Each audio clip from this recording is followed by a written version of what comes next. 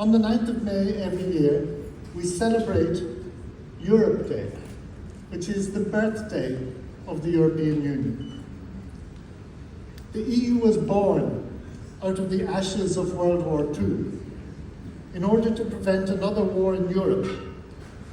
On the 9th of May 1950, the French Foreign Minister Robert Schuman planted an idea, namely that if countries in Europe, especially historic enemies, could agree to manage jointly between themselves the key industries which are needed in order to wage war, coal, iron, steel, then this might help them to avoid falling into another cataclysmic European civil war, such as Europe has seen every 50 years going back centuries. The European Union is fundamentally a peace project. Over time, this idea became the European Union of today, and from 6 original members to 27 members. From coal and steel to climate change, trade, sustainable development, a common currency, and much more. Because of the success of the EU over the decades, where war has become unthinkable, we are all the more shocked by the unjustified and illegal invasion of Ukraine by Russia. This aggression, with its global implications, and which is based on concepts such as spheres of influence and might is right, this is something which should be confined to the past and not acceptable in the 21st century. As the EU grew in terms of membership and policies, so also did it grow in terms of relationships with partner countries around the world. Thailand is an important country in an important region. We celebrate the over 60 years of EU-Thai relations. Ours is a relationship which has grown and blossomed over the decades.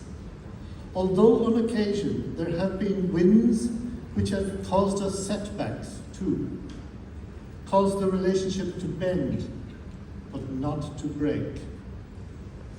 Nonetheless, in line with Thailand's own steps taken over recent years on the path back towards democracy, EU-Thailand relations are again blossoming, again growing from strength to strength.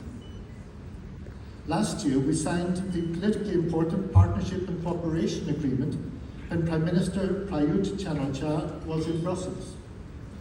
Last December, we held the first EU-ASEAN Commemorative Summit as strategic partners.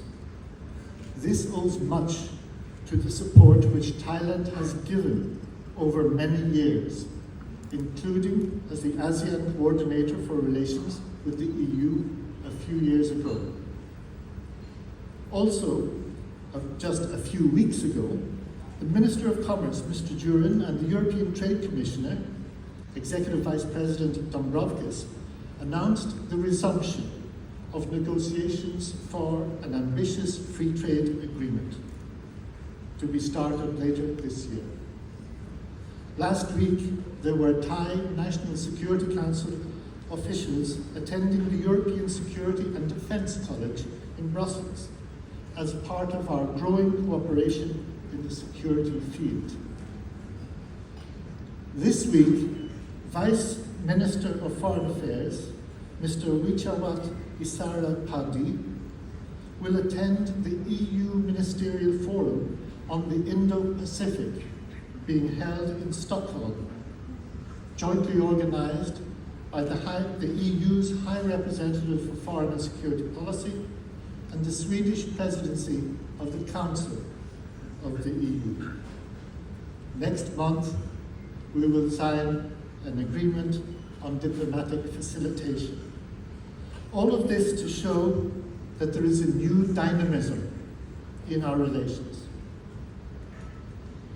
Thailand's path towards democracy over recent years has enabled this strengthening of EU-Thai relations, and I hope that this week's election will represent another milestone further along this path. In all our democracies, we face the challenges of ensuring a credible, inclusive, transparent electoral process underpinned by independent institutions. The EU looks forward to working with whatever government emerges, reflecting the will of the Thai people as expressed through the ballot box. Finally, I would like to pay tribute to our EU Policy Outreach and Partnership Programme, which has greatly helped strengthen our engagement with Thailand, often going beyond the usual policy dialogues into more diverse areas, such as tolerance and respect in society. Our seminar series with ISIS of Chulalongkorn University, the EU Urban Heritage Programme in Bangkok, and innovative sustainable environmental practices. Under this programme, just 2 days ago, I planted some trees in Lumpini Park, together with His Excellency Governor Chachard and Her Excellency Madame Boussaidi, Deputy Secretary of the MFA. The EU has also donated some 600 trees to the city of Bangkok for its Plant a Million Trees campaign in order to further green the city. Our engagement with Thailand is like a jigsaw puzzle, and this EU policy outreach and partnership programme has helped fashion many of the jigsaw pieces. Working with academics, with the youth, with NGOs, with communities, businessmen, amongst others. Thank you, EU POP. I wish to thank you all for being here. I wish to thank the Hotel Kempinski and its team for their wonderful facilities. I wish to thank the students of the Mahidol University School of Music and our Ukrainian guests who will sing for us in a few minutes. Thank you for the beautiful playing and singing. Please enjoy the rest of the evening. Thank you for your attention. Khop khun nakrab. Sawasdee krap.